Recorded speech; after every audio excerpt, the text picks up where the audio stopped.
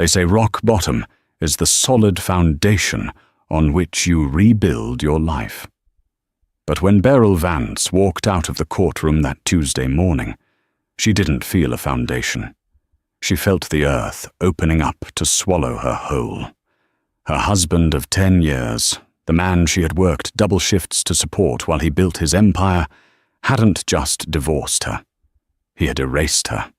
No alimony, no home, just a suitcase and a broken heart. She thought her life was over.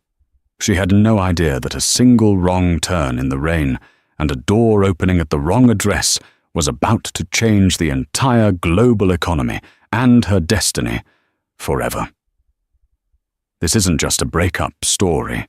This is the story of how a rejected wife became the queen of the board. The signature on the divorce settlement was barely dry when Mark Sterling checked his Rolex, a submariner that Beryl had bought him for his 30th birthday, using 3 years of savings. He didn't look at her. He looked at the time. "Are we done here?" Mark asked, his voice devoid of the warmth that used to greet her after a long day. He sat across the mahogany table in the law offices of Sullivan, Pierce and Moore in downtown Manhattan. The view outside was grey, matching the hollow feeling in Beryl's chest. "We're done, Mr. Sterling," the lawyer, James Sullivan, said, snapping a thick file shut. "The prenuptial agreement you signed 10 years ago, combined with the recent restructuring of your assets into the offshore holdings in the Caymans, leaves Mrs. Sterling with, well, as discussed, the settlement is final." Beryl stared at her hands. They were rougher than they used to be. 10 years ago, she was a promising graphic designer. Then Mark had an idea for a tech logistics startup. Streamline Logistics. It needed capital. It needed time. It needed a wife who would scrub floors and wait tables at a diner called Gino's on 4th Avenue just to pay the server bills. She had done it all. She had believed in the we. "Mark," Beryl whispered, her voice trembling. "I don't care about the shares. But the house? My mother's piano is in there. You know that's the only thing I have left of her." Mark finally looked at her. His eyes, once a comforting blue, were now cold steel. He stood up, buttoning his $5,000 Italian suit. "The house is being liquidated to cover the initial IPO costs for the merger with Vortex Corp," Mark said flatly. "And Jessica wants to redecorate the penthouse anyway. The piano was donated to Goodwill yesterday. It was clutter." The name hit her like a physical blow. Jessica. Mark's 24-year-old chief of staff, the woman Beryl had welcomed into their home for Christmas dinner last year, thinking she was a lonely employee. "You donated it," Beryl choked out, standing up. "Mark, you knew. You knew that piano was—" "It's done, Beryl," Mark interrupted, checking his phone. "Look, I'm not a monster. I put $5,000 in your personal account. That's enough for a deposit on an apartment in Queens and a few months to find a job. You're resourceful. You survived before me. You'll survive after me." He turned to the lawyer. "James, send the finalized papers to the board. I have a celebration dinner at Le Bernardin at 7. Mark walked out. He didn't look back. He walked out of the marriage the same way he walked out of a boring meeting, efficiently, ruthlessly, and without a second thought for the people he was leaving behind. Beryl stood there, the silence of the conference room deafening. "Mrs. Sterling, or Ms. Vance, I suppose," the lawyer said, sliding a check across the table. "I suggest you cash this quickly. It's a courtesy. Legally, he owed you nothing." "Why?" she asked, tears finally spilling over. "I built that company with him. I wrote the original business plan on napkins." "On napkins," Sullivan sneered politely. "Not on contracts. In the world of business, Miss Vance, if it isn't signed, it didn't happen. You were a placeholder, a startup cost. And now, the company has gone public." Beryl grabbed her purse. She left the check on the table. It was a foolish pride, perhaps, but she couldn't touch money that felt like hush money for a decade of her life. She walked out of the skyscraper and onto Fifth Avenue. It had started to rain, a cold, biting November rain. She had nowhere to go. Her phone buzzed, a text from Mark. "Security codes to the house have been changed. Your suitcases are with the doorman. Please collect them by 5 p.m. or they go to the curb. May." Beryl looked up at the sky, letting the rain mix with her tears. She felt small, invisible. She was 32 years old, with a gap in her resume the size of a marriage and a heart shattered into a million pieces. She hailed a cab, her hand shaking. "Where to, lady?" the driver asked. She didn't know. She just gave him the address of the only other person in the city who might care. Her old college roommate, Brenda, who lived in a cramped walk-up in Brooklyn. 4292 Willow Street, she whispered. But as the cab merged into traffic, Beryl didn't see the black SUV trailing her, and she certainly didn't know that Mark's cruelty had just set off a chain reaction that would wake a sleeping giant. The rain had turned into a torrential downpour by the time the cab dropped Beryl off. She wrestled her 2 suitcases out of the trunk, the driver speeding off before she could even check her bearings. She wiped the water from her eyes and looked at the building. This didn't look like Brenda's place. Brenda lived in a loud, vibrant neighborhood in Brooklyn. This was the Upper East Side. It was a street lined with townhouses that whispered old money. Heavy iron gates, limestone facades, and silence. Beryl checked her phone. Dead battery. She must have mumbled the address wrong in her daze, or the driver misheard Willow for Willoughby or some other street. She shivered. She was soaked to the bone. Her silk blouse, her court date blouse, was clinging to her skin. She looked at the house number in front of her. 1428. It was a massive structure, dark and imposing, with ivy crawling up the stone walls like veins. There were no lights on. It looked abandoned, or perhaps just asleep. "Okay, Beryl," she muttered to herself, her teeth chattering. Just ask to use a phone. Just get a charger. You can't stand on the street with 2 suitcases in a storm." She dragged the luggage up the stone steps. They felt like they weighed a ton, filled with the debris of her life. Clothes, a few books, and the framed photo of her and Mark from their honeymoon, which she hadn't had the heart to throw away yet. She reached for the heavy brass knocker, shaped like a lion's head. She let it fall 3 times. Thud, thud, thud. Silence. She waited. The wind whipped her hair across her face. "Please," she whispered. "Just someone be home." She knocked again, harder this time. Desperation was setting in. If no one answered, she'd have to drag her bags to a subway station, and the nearest one was avenues away. Suddenly, the heavy oak door groaned. It didn't open fully, it just cracked a few inches. A chain was still engaged. A pair of eyes peered out from the darkness. They were intense, dark, and set in a face that was shadowed. "We don't buy Girl Scout cookies," a deep, gravelly voice rumbled. "And we don't want any solar panels." "Please," Beryl said, her voice cracking. I don't want to sell anything. I'm lost. My phone died. I just need to call a cab. Please, I'm soaked." The eyes narrowed, scanning her. They took in the expensive but soaked blouse, the designer suitcases, the utter devastation in her posture. This wasn't a beggar. This was a woman falling apart. The door closed for a second. Beryl's heart sank. He was locking her out. Then, the sound of the chain sliding back echoed. The door swung open wide. Standing there was a man who looked like he hadn't seen the sun in months. He was tall, wearing a black turtleneck and grey sweatpants. He had a beard that was neatly trimmed but thick, and his hair was dark, swept back carelessly. But it was his face that struck her. It was handsome, undeniably, but it carried a weight, a sadness that mirrored her own. And then, something strange happened. He looked at her, really looked at her, and his lips curled upward. It wasn't a leer, it wasn't a polite grimace. It was a genuine, warm smile, the kind of smile you give someone you've been waiting for.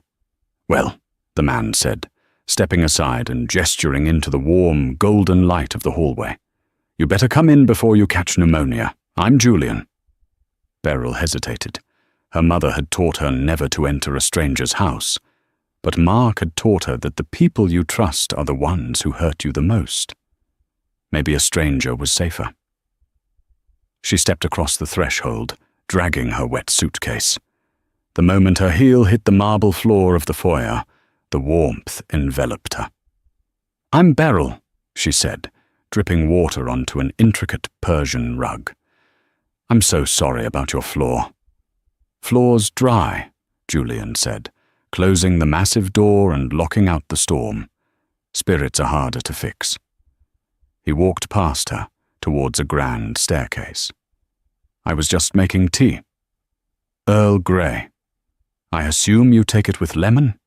You look like a lemon person." "Sugar is for people who haven't had a hard enough day yet." Beryl blinked, stunned.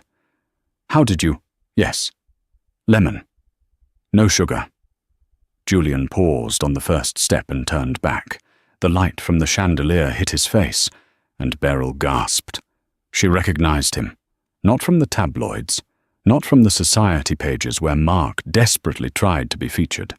She recognized him from a dusty business textbook she had read in college. Julian Thorne, the boy king of Wall Street, the prodigy who had made his first billion by 22, revolutionized biotech, and then, 5 years ago, famously vanished. He had liquidated his public assets, retreated from the boardrooms, and disappeared. Rumors said he went mad. Others said he was heartbroken. Most just said he was a myth. And here he was, in sweatpants, offering her tea. You're Julian Thorne," Beryl stammered. Julian's smile faded slightly, replaced by a guarded look. "I am. And you, Beryl Vance, are currently shivering on my rug. And unless I'm mistaken, those are the suitcases of a woman who just signed a very unfair contract." Beryl stiffened. "How do you know my last name? I only said Beryl." Julian tapped the side of his head. "I remember everything, Beryl. I remember the article in the Small Business Journal 7 years ago. The couple behind Streamline Logistics. You were in the background of the photo, holding the schematics. Mark was in the front, holding the champagne. I always wondered when the guy holding the champagne would realize the schematics were worth more." He leaned against the banister. "I've been waiting for a new chess partner," Julian said enigmatically. "Mark Sterling just made the biggest mistake of his life. And tonight, I think I'm going to help you make him pay for it." Beryl sat in a library that was larger than the entire apartment she had shared with Mark. The walls were lined with books from floor to ceiling, and a fire crackled in a massive limestone hearth. She held the porcelain teacup with both hands to stop them from shaking. Julian sat opposite her in a leather wingback chair. He had changed into a crisp white button-down shirt, though he remained barefoot. It made him look dangerous, relaxed, yet ready to spring. "Vortex Corp," Julian said, breaking the silence. "That's who Mark is merging with, correct?" Beryl nodded. "Yes. The merger is supposed to be announced next week at the Global Tech Summit. It's why he divorced me now. Vortex wanted a clean slate for the CEO. No baggage. No wife from the working class." Julian laughed, a dry, humorless sound. "Clean slate, that's what Arthur Kane calls it when he buries bodies." He stood up and walked to a chaotic desk covered in blueprints and monitors. "Beryl, do you know why I disappeared 5 years ago?" "Burnout?" she guessed. "That's what the news said." "The news says what people pay it to say," Julian corrected. "I didn't burn out. I was pushed out. By Arthur Kane, the CEO of Vortex. They stole my proprietary algorithm for autonomous shipping. They stole my life's work, rebranded it, and sued me for copyright infringement. I had the money to fight, but not the will. My wife. She passed away in a car accident during the trial. I folded. I hid." Beryl looked at him with wide eyes. The pain in his voice was raw, echoing her own fresh wounds. "So, you hate Vortex," Beryl said, "and I hate Mark, who is about to hand over his company to Vortex." "Mark isn't just handing it over," Julian said, turning to face her, his eyes burning with intensity. "Mark is the Trojan horse. Vortex needs streamlined logistics because your husband's company has the one thing Vortex lacks, the last-mile distribution network, a network you designed." Beryl sat up straighter. "The hub-and-spoke model. I drew that up in 2018. "Exactly." Julian pointed a finger at her. "Mark Sterling is a suit. He's a handshake merchant. He doesn't understand the logistics. He just sells them. You understand them. If Mark merges with Vortex, they become a monopoly that controls 60% of global shipping. They will be untouchable." He walked over and knelt in front of her chair, bringing his face level with hers. "I have been waiting for a flaw in their armor," Julian whispered. "I thought it would be a glitch in their code. I never expected the flaw to be Mark's ego. He threw away the architect of his empire. He threw away you."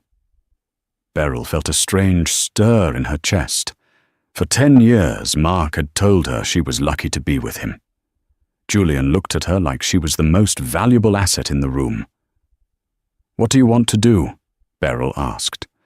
"I want to burn it down," Julian said calmly. "I want to stop that merger. I want to bankrupt Vortex and leave Mark Sterling with nothing but his cheap suit and his regrets. But I can't go out there. The world thinks I'm crazy. They won't listen to me." He reached into a drawer and pulled out a thick black folder. "But they will listen to Thorn Capital's new CEO," Julian said. Beryl looked around the empty room. "Who is that?" "You," Julian said. Beryl gasped, nearly dropping her tea. "Me? Julian, I'm a graphic designer. I'm a rejected wife. I have $5,000 and a suitcase of wet clothes." "You are the co-founder of Streamline Logistics, uncredited," Julian corrected firmly. "You know where the bodies are buried in Mark's company. You know the weak points in the distribution chain. I have the capital, billions of it, sitting in dormant accounts. I need a face. I need a warrior." He tossed the folder onto her lap. "This is a contract. It gives you 50% equity in a new venture, Phoenix Holdings. We will buy up the supply chain Mark needs before the merger goes through. We will squeeze him. We will make his company worthless before he can sign that deal with Vortex." Beryl looked down at the contract. It was insane. It was impossible. "And in return?" she asked. "In return," Julian smiled, and this time it was wicked. "You get to see the look on Mark's face when he realizes he divorced the woman who is about to become his boss." Beryl thought about the piano Mark had donated. She thought about Jessica redecorating her home. She thought about the napkin comment. She set the tea down.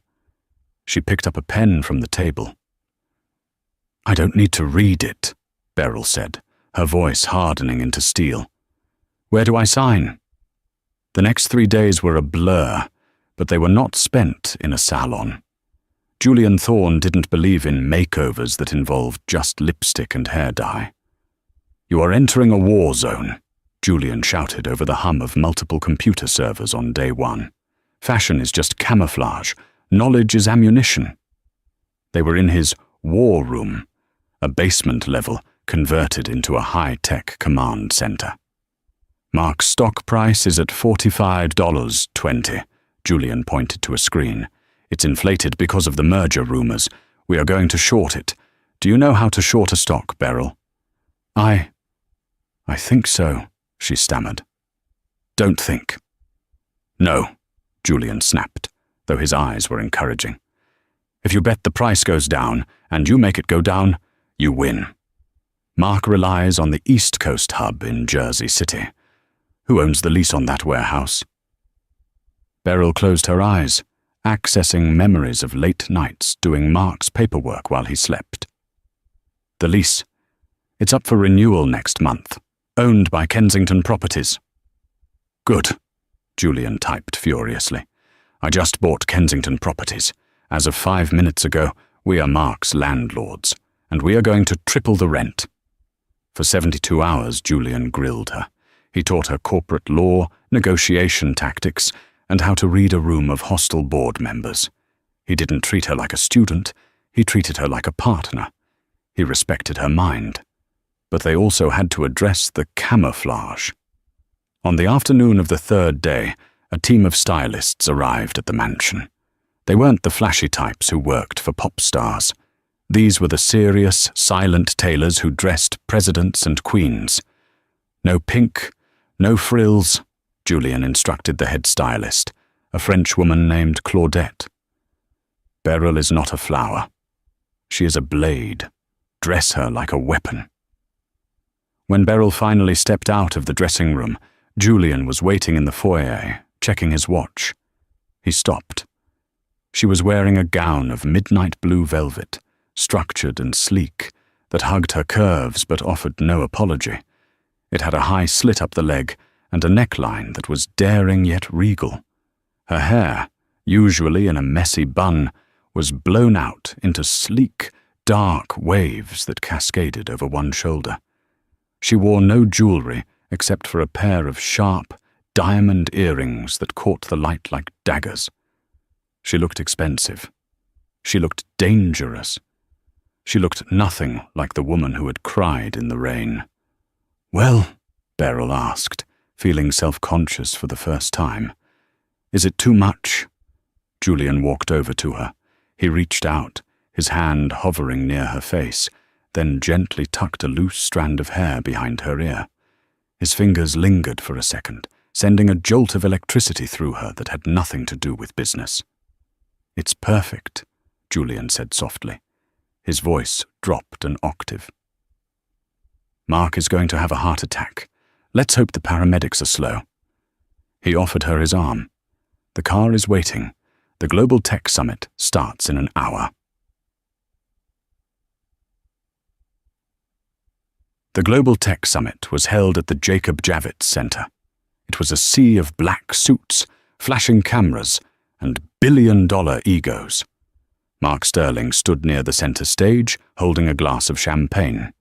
Jessica was clinging to his arm, wearing a flashy red dress that looked a bit too much like a prom costume. "You look tense, babe," Jessica cooed, sipping her drink.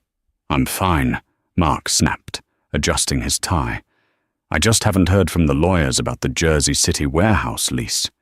It's a minor hiccup." "Mr. Sterling," a reporter from Forbes approached with a microphone. "Are the rumors true? Is the merger with Vortex a done deal?" Mark put on his media smile. "We are very close, Mike. Tonight is about the future. Streamline logistics is evolving." "And what about your wife?" the reporter asked, digging for dirt. "We heard the divorce was finalized just days ago."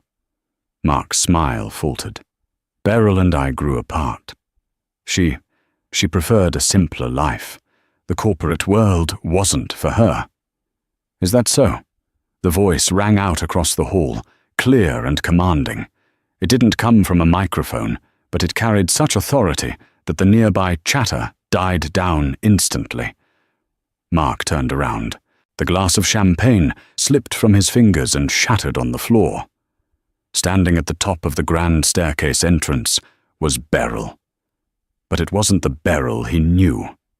This woman radiated power, Flashbulbs erupted like lightning, and beside her, holding her hand firmly, was the ghost of Wall Street. "Julian Thorne?" someone whispered. "Is that Thorne? I thought he was dead." The whispers turned into a roar. Julian Thorne, the legend, had returned, and he was with Mark Sterling's ex-wife.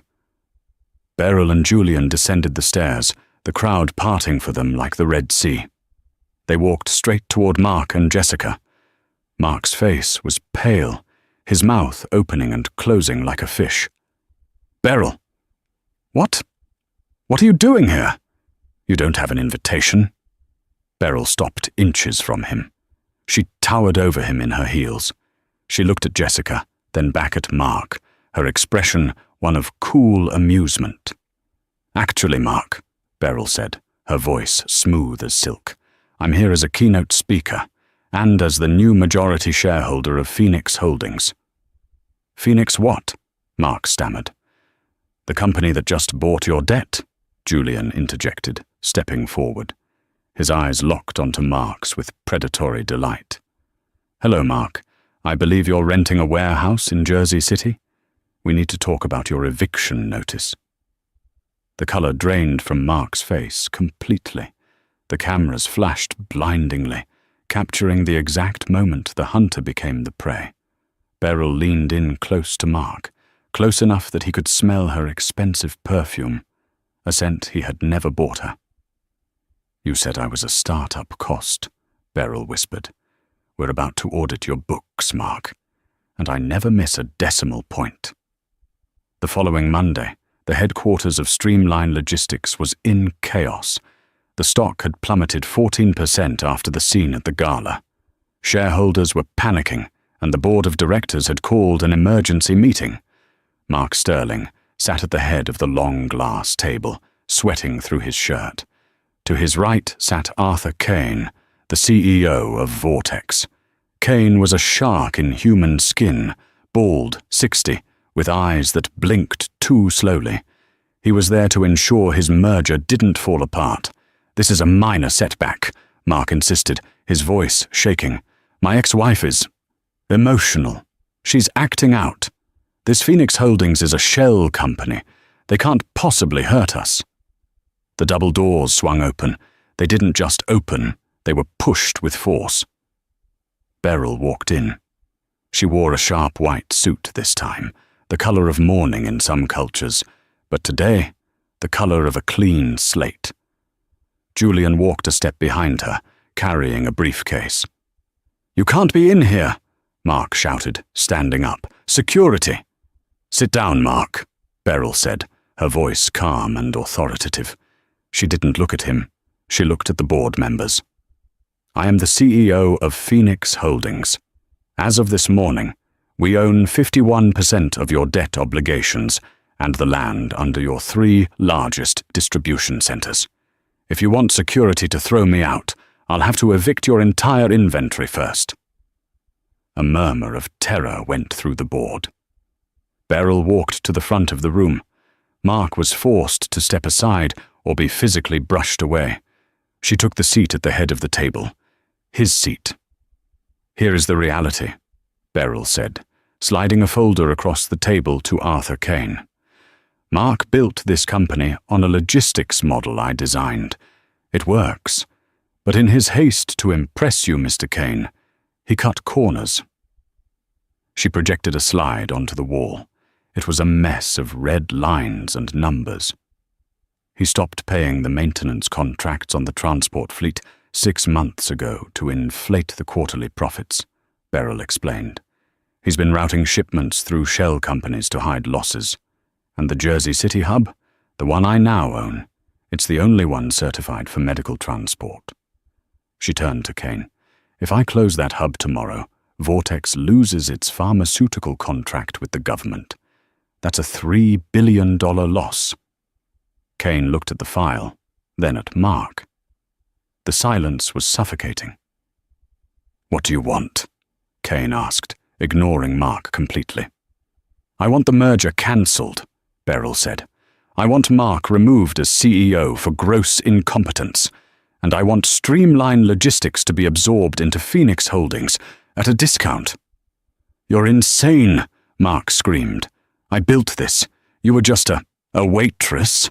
Beryl finished for him. She stood up, her eyes blazing. "I was the partner you forgot to value, and now I'm the creditor you can't afford to pay." Mark looked around the room for support. He looked at Jessica, who was sitting in the corner taking notes. "Jessica, call the legal team," Mark barked. Jessica slowly closed her notebook. She looked at Mark, then at the powerful, radiant woman standing at the head of the table. "Actually, Mark," Jessica said, standing up, "I think I'm resigning. I don't date bankrupt men." She walked out. The door clicking shut sounded like a gunshot. Mark slumped into a chair, defeated. The board voted unanimously 5 minutes later. Mark was out. Beryl had won. She walked out of the building with Julian, adrenaline coursing through her veins. They got into the back of his limousine. "We did it," she breathed, laughing. "Did you see his face?" Julian was watching her, a look of intense pride and something deeper in his eyes. "You were magnificent, Beryl. You didn't just win. You ruled." He reached out and took her hand. The chemistry that had been simmering between them for days finally boiled over. Beryl leaned in, and Julian met her halfway. He kissed her, a fierce, passionate kiss that tasted of victory and rain and Earl Grey tea. For a moment, everything was perfect. But in the world of high-stakes business, perfection is usually a warning sign. 2 days after the takeover, Beryl was sitting in her new office, Mark's old office, rearranging the furniture. She wanted to purge his energy from the room. Julian had gone to the bank to finalize the asset transfer. He had left his phone on the desk, forgetting it in his rush. It buzzed. A text message. Beryl glanced at it, intending to ignore it, but the name on the screen froze her blood. Arthur Kane. Why was the CEO of Vortex texting Julian? Curiosity, cold and sharp, pricked her skin. She knew she shouldn't, but the paranoia that Mark had instilled in her was hard to shake. She unlocked the phone. Julian had told her his passcode was 1428, her arrival time that night, and opened the message. Kane. The girl has done her part. Sterling is crushed. When do we announce that Phoenix is actually a subsidiary of Vortex? I want my algorithm back, Julian, as agreed. Beryl stopped breathing. Phoenix is a subsidiary of Vortex. I want my algorithm back. As agreed. The world tilted on its axis. The text implied that Julian and Kane were working together. That this whole thing, the rescue, the revenge, the Phoenix, was just a way for Julian to get his technology back from Vortex. And she was just the weapon he used to destroy Mark, so Kane would make a deal. No, she whispered. He wouldn't. She scrolled up. There were no other messages. They had been deleted. She heard the elevator ding. Julian walked in, carrying a bottle of champagne and looking happier than she had ever seen him. I got the signatures, Julian beamed. It's official. We own it all. Beryl, why are you looking at me like that? Beryl stood up, holding the phone out like it was a grenade. Arthur Kane just texted you, she said, her voice dead. He asked when you're going to hand Phoenix over to him. He said, as agreed. Julian's face went pale. The joy evaporated instantly. Beryl, wait. Don't read that out of context. Context? Beryl laughed, a broken sound. You told me Kane was your enemy. You told me he stole your life's work. But you're working with him? Was this whole thing a setup? Did you just use me to get Mark out of the way so you could sell the company back to Vortex and get your algorithm? It's not like that, Julian pleaded, stepping toward her. Yes, Kane approached me. He knew I was the only one who could take Mark down. He offered to return my IP if I facilitated the takeover. But what? Beryl cried, tears stinging her eyes. You made me believe we were partners. You made me believe you cared. But I was just another napkin plan, wasn't I? A tool to get what you wanted. No, Julian shouted, slamming his hand on the desk. I started this for the algorithm, yes. I was angry. I wanted my life back. But then I met you. Beryl, everything changed when I met you. I haven't responded to Kane because I'm not going to give it to him. I was going to double-cross him. How can I believe you? Beryl asked, grabbing her purse. Mark lied to me for 10 years. You managed to do it in 10 days. Beryl, don't walk out, Julian begged. If you walk out that door, Kane will come after you. He's dangerous. I survived Mark, Beryl said, walking to the door. I can survive you. She walked out of the office, past the confused secretaries, and into the elevator. She felt shattered. The victory was hollow. The man she was falling for was a liar. She stepped out onto the street, blinded by tears. A black van pulled up to the curb. The side door slid open. 2 men in dark suits stepped out. Ms. Vance? One said. Yes? Mr. Kane would like a word. Before she could scream, they grabbed her arms. They weren't rough, but they were firm. They guided her into the van. As the door slid shut, Beryl saw Julian running out of the building, shouting her name. But it was too late. The van sped off into the New York traffic. She was alone again. But this time, she wasn't just fighting for her dignity. She was fighting for her life. The inside of the van smelled of sterile leather and expensive cologne, the scent of a kidnapping that had been paid for with a corporate credit card. Beryl sat sandwiched between the 2 men, her heart hammering against her ribs like a trapped bird. She didn't scream. She didn't struggle. She knew that in the world she had entered, physical resistance was useless. This was a war of leverage, and right now she had none. Her mind replayed the image of Julian running after the van, the desperation on his face. Was it real? The doubt was a poison, spreading faster than the fear. That text message from Arthur Kane, as agreed, had shattered the fragile trust she had built. If Julian was just using her to get his algorithm back, then she wasn't a CEO. She was just a pawn who had been promoted to a queen solely to be sacrificed in the end game.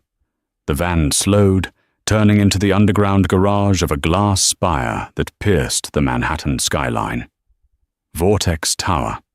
Please, Ms. Vance, one of the guards said, gesturing for her to exit. His tone was polite, which made it all the more terrifying. Mr. Kane is waiting. They escorted her into a private elevator. As the numbers climbed, 40, 50, 60. Beryl straightened her spine. She checked her reflection in the polished steel doors. Her eyes were red-rimmed, but her jaw was set. She remembered the woman who had stood in the rain outside Julian's house. That woman was gone. The woman in the elevator had bankrupted a CEO in a week. She could handle Arthur Kane. The doors opened directly into a penthouse office that spanned the entire floor. It was a cold, cavernous space of glass and steel overlooking the Hudson River. The city lights below looked like spilled jewels, beautiful and indifferent. Arthur Kane stood by the window, his back to her. He was a small man, physically unimposing, but he carried himself with the heavy gravity of a man who owned senators. "Thank you for joining me, Beryl," Kane said, turning around. He held a crystal tumbler of scotch. "I apologize for the dramatic invitation, but Julian has been difficult. He's stopped answering my calls. I assume you know why." Beryl walked further into the room, refusing to be intimidated. "I saw the text, Arthur. As agreed. You and Julian were working together. Kane smiled, a thin reptile stretching of his lips. Working together is a strong phrase. Let's say we had a mutual alignment of interests. Julian wanted his legacy back, the shipping algorithm I took from him 5 years ago. I wanted streamlined logistics absorbed into Vortex to monopolize the market. We made a trade. He would use you to destroy Mark Sterling, driving the stock price down so I could acquire it cheaply. In exchange, I would return his intellectual property. Beryl felt the bile rise in her throat. Hearing it said out loud made it real. So it was all a lie. The rescue, the Phoenix holdings, it was just a performance. Julian is a method actor, my dear, Kane said, walking to his massive glass desk. He needed a face for the hostile takeover, a sympathetic face, the scorned wife. The media loved it. You were the perfect weapon. But now, the war is over. The weapon needs to be decommissioned. He sat down and slid a thick document across the desk. Beside it lay a gold fountain pen. This transfers full ownership of Phoenix Holdings, and by extension, the assets of Streamline Logistics, to Vortex Corp, Kane explained. Sign it, Beryl. And if I don't? Beryl asked, her voice steady despite the trembling of her hands. If you don't, Kane sighed, as if bored, I will tie you up in litigation for the next 20 years. I will freeze your assets. I will sue you for corporate espionage. I will make sure that the $5,000 Mark gave you looks like a fortune compared to what you'll have left. You'll be destitute, Beryl. Back to the diner. He leaned forward, his eyes gleaming. But if you sign, I will wire $10 million to an offshore account in your name. Tonight. You can leave New York. You can leave the heartbreak. You can be free. $10 million. Beryl looked at the pen. It was freedom. It was safety. It was a guarantee that she would never have to rely on a man like Mark or a liar like Julian ever again. Why do you need me to sign? Beryl asked softly. If you and Julian had a deal, why isn't he here signing it? Kane's expression darkened for a split second. Julian is sentimental. He's having second thoughts. He thinks he can renegotiate. But he forgets that I hold the cards. I have the patent on the algorithm. Without me, his life's work is legally mine. Beryl reached for the pen. The metal was cold against her skin. She thought about the last week, the thrill of the boardroom, the way Julian looked at her when she solved the logistics problem in the Jersey City hub. Was it all fake? Could a man fake the way his heart raced when he kissed her? She looked at Kane. You said Julian is having second thoughts. That means he hasn't agreed to give you the company yet. He will, Kane snapped. Once he knows you've taken the money, he'll realize there's nothing left to fight for. Beryl held the pen over the paper. The ink was ready to flow. All she had to do was write Beryl Vance. Then she remembered the first night at 1428 Willow Street. Julian hadn't asked her for her resume. He hadn't asked for her contacts. He had asked if she took her tea with lemon. He had seen her when she was invisible to the world. No, Beryl whispered. She capped the pen. She looked up at Kane. I won't sign. Kane's face turned red. You stupid girl. Do you think he loves you? He's a broken genius who hasn't left his house in 5 years. You are a project to him. Maybe, Beryl said, standing up. But I'm not a project to myself anymore. I built Phoenix Holdings. I sat in that chair. I fired Mark. I did that. And I'm not selling my self-respect for $10 million. Not to you. She picked up the contract. With a slow, deliberate motion, she tore it down the middle. Then she tore it again. She let the pieces flutter onto Kane's pristine desk like confetti. "Get out," Kane whispered, his voice shaking with rage. "Security! Take her somewhere where she—" Crash! The double doors to the office didn't just open, they exploded inward. The two guards who had been stationed outside stumbled into the room, shoved violently by a force of nature. Julian Thorne stood in the doorway. He looked wild. His coat was gone. His shirt was torn at the shoulder, revealing a bruise forming on his collarbone. He was breathing hard, his chest heaving, his hair plastered to his forehead with sweat. "Get away from her, Arthur," Julian roared. The sound echoed off the glass walls, primal and terrifying. Kane stood up, knocking his chair over. "You barge into my office? You assault my staff? This is criminal trespassing, Julian." Julian ignored him. He walked straight to Beryl. He didn't check the room for threats. He only checked her face. He grabbed her shoulders, his grip tight, desperate. "Did you sign?" Julian demanded, his eyes searching hers. "Beryl, tell me you didn't sign." "I didn't," she said, her voice breaking. "I tore it up." Julian let out a breath that sounded like a sob. He pulled her into his chest, burying his face in her hair. For a moment, in the middle of the enemy's lair, he just held her. "Thank God. I thought I was too late. I thought you'd take the money and I'd lose you." Beryl pulled back, confused. "Lose me? Kane said you wanted the algorithm. He said that was the deal." Julian turned to face Kane, keeping Beryl firmly behind him. "That was the offer, Arthur, not the deal. I never agreed to give you Phoenix. I never agreed to betray her." "You wanted your code back," Kane screamed, losing his composure entirely. "It's the only thing you care about. It's your legacy." "It was my legacy," Julian corrected, his voice dropping to a deadly calm, "until I found something worth more." Julian reached into his pocket and pulled out a small black tablet. He held it up. "You think you have leverage over me because you hold the patent to the Thorne Protocol, right?" Julian asked. "You think that because you stole it, I can't use it without your permission?" "I have armies of lawyers, Julian," Kane spat. "If you try to use that code in Phoenix's logistics, I will shut you down in an hour." "I know," Julian smiled. It was the smile Beryl had seen that first night. Dangerous, brilliant, and unpredictable. "That's why I didn't use it, and that's why you can't use it anymore either." "What are you talking about?" Kane narrowed his eyes.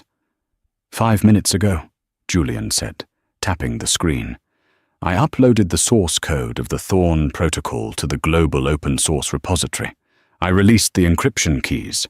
I published the entire architecture." The room went silent. The only sound was the hum of the air conditioning. Kane's face went from red to a ghostly white. You released it? To the public?"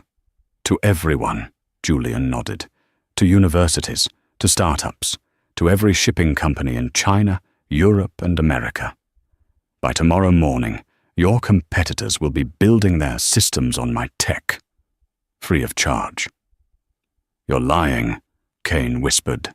He scrambled for his keyboard, typing furiously.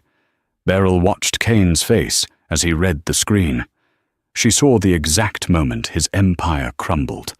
The proprietary technology that gave Vortex its edge, the technology he had blackmailed Julian for, was now worthless. It was as common as the air. "You destroyed it," Kane gasped, looking up at Julian with horror. "That code was worth $20 billion. You just burned $20 billion. "I burned your leverage," Julian said coldly. "I burned the leash you had on me." He turned to Beryl, his expression softening. "He was right, Beryl. I did start this to get the code back. I wanted revenge. But when I saw you walking out of my office today, when I realized you thought I was just like Mark, I realized that $20 billion is just paper. It's just noise. I would burn the whole world down before I let you think I didn't love you. Beryl felt the tears finally spill over. This wasn't a business tactic. This was a sacrifice. He had nuked his own masterpiece to save her from Kane's grip. "You idiot," she sobbed, laughing through the tears. "You brilliant, stupid idiot." Julian grinned, wiping a tear from her cheek with his thumb. "I believe that's my job title. Chairman and Chief Idiot." He turned back to Kane, who was slumped in his chair, staring at the screen where his stock value was likely already plummeting. "We're leaving, Arthur," Julian said. "Phoenix Holdings is independent. We have the assets, we have the fleet, and we have Beryl Vance. We don't need the secret sauce anymore. We're going to beat you the old-fashioned way. We're going to outwork you." Julian took Beryl's hand. "Ready to go home?" "Not 14128. "Willow," Beryl said, squeezing his hand. "Let's go to our headquarters. I have a company to run." They walked out of the penthouse, leaving Arthur Kane alone in his glass tower, surrounded by wealth that suddenly felt very fragile. The aftermath. The ride back to the city was quiet, but it wasn't the silence of fear anymore. It was the silence of exhaustion and relief. Julian sat close to her, his hand never leaving hers. "I'm sorry," he said quietly, looking out the window. "I should have told you about Kane's texts from the beginning. I thought I could handle him. I thought I could outsmart him without dragging you into the mud." "You did handle him," Beryl said. "Just dramatically." She turned to him. "But Julian, the code. Are you really okay? That was your life's work." Julian looked at her. "Beryl, for 5 years I sat in a dark house, guarding that code, like a dragon guarding gold. It made me miserable. It made me lonely. Tonight, when I hit upload, I didn't feel a loss. I felt light. I felt free." He lifted her hand and kissed her knuckles. "I can write new code. I can build new algorithms. But I can't find another you." Beryl leaned her head on his shoulder. "Well, Mr. Thorne, since you're currently unemployed and your best work is now public property, I suppose I have a job opening at Phoenix. We need a CTO, but you'll have to interview." "I have good references," Julian murmured, closing his eyes. "And I sleep with the boss." "We'll see about that," Beryl laughed. 1 year later, the annual New York Business Gala was always a spectacle of excess, but this year the buzz was different. Everyone was waiting for the arrival of the power pair. In just 12 months, Phoenix Logistics had revolutionized the shipping industry. Without the restriction of proprietary patents, the entire global supply chain had become faster and more efficient, but Phoenix led the charge because they had the best leadership. A sleek black limousine pulled up to the red carpet. The door opened. First came the flashbulbs. Then came the whispers. Beryl Vance stepped out. She looked nothing like the woman who had been discarded by Mark Sterling. She wore a gown of liquid gold that seemed to glow under the lights. Her posture was regal, her gaze confident. She wasn't just a participant in the economy, she was a titan. Julian followed her. He had traded his sweatpants for a tuxedo that fit him perfectly. He looked healthy, vibrant, and deeply happy. They walked the carpet, stopping for photos. "Ms. Vance! Ms. Vance!" a reporter shouted. "Phoenix just acquired Vortex Corp this morning. Is it true you're dissolving the brand?" Beryl smiled at the camera. "We are. Vortex is a relic of the past. We're turning their headquarters into a training center for young entrepreneurs, specifically for women who are restarting their careers." The crowd cheered. As they moved toward the entrance, a man pushed his way to the front of the velvet rope. He looked haggard. His suit was wrinkled, his hair thinning. "Beryl!" She stopped. She knew that voice. It was a ghost from a former life. Mark Sterling stood there. He looked smaller than she remembered. After he was ousted from Streamline, no other company would touch him. The industry knew he had cooked the books. He was toxic. "Beryl, please," Mark said, his eyes desperate. "I need a minute. I have a business proposal. I know the Asian markets better than anyone. I can help you." Beryl looked at him. She didn't feel anger. She didn't feel hate. She felt nothing. He was just a stranger with a bad pitch. "I'm sorry, Mark," Beryl said, her voice cool and professional. "We're fully staffed, and our hiring standards are quite rigorous regarding integrity." "But I made you," Mark shouted, desperation turning to anger as security stepped in. "You were nothing without me." Beryl laughed. It was a genuine, joyful sound. "Mark," she said, leaning in slightly, "you didn't make me. You just held me back. Watch me fly." She turned away, taking Julian's arm. "Who was that?"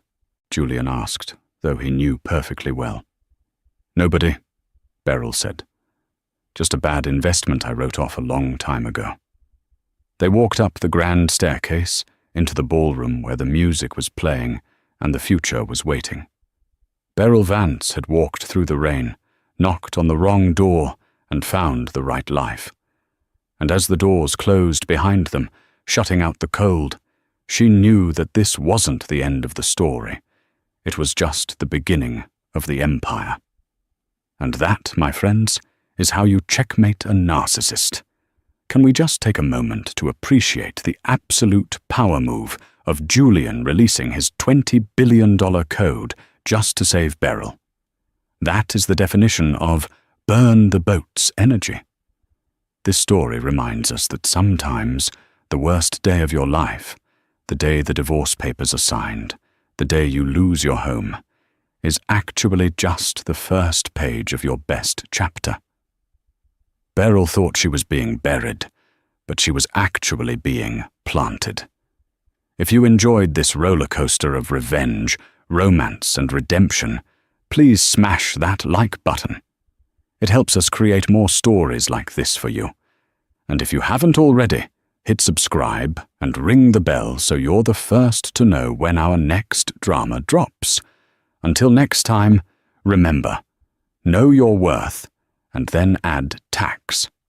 Thanks for watching.